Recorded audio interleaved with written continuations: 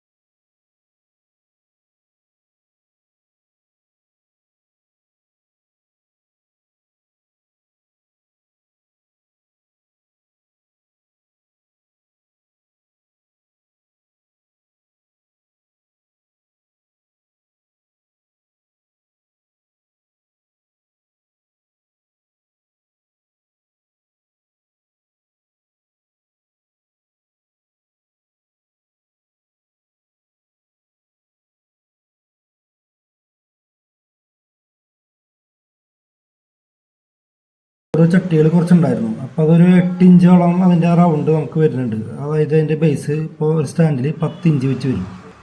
അപ്പോൾ ഒരു റോ 2.50 വെച്ചാണ് നമുക്ക് ലെങ്ത് വരുന്നത്. അപ്പോൾ സെൻറ്ററിൽ വേറെ കാലൊന്നും കൊടുക്കേണ്ടി വന്നില്ല. ഈ 2.5 മീറ്ററിൻ്റെ സെൻറ്ററിൽ നമ്മൾ റെസ്റ്റർ സപ്പോർട്ട് ചെയ്തു.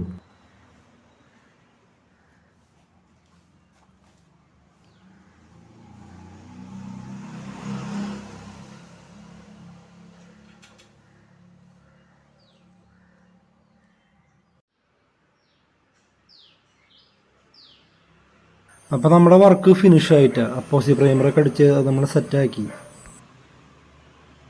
അപ്പോൾ ഈ ചെടിത്തോട്ടൊക്കെ നന്നായി നോക്കണം. നിങ്ങളുടെ ഫ്രണ്ട്സിന് ഈ വർക്ക് അയച്ചു കൊടുക്കാൻ മറക്കരുത്.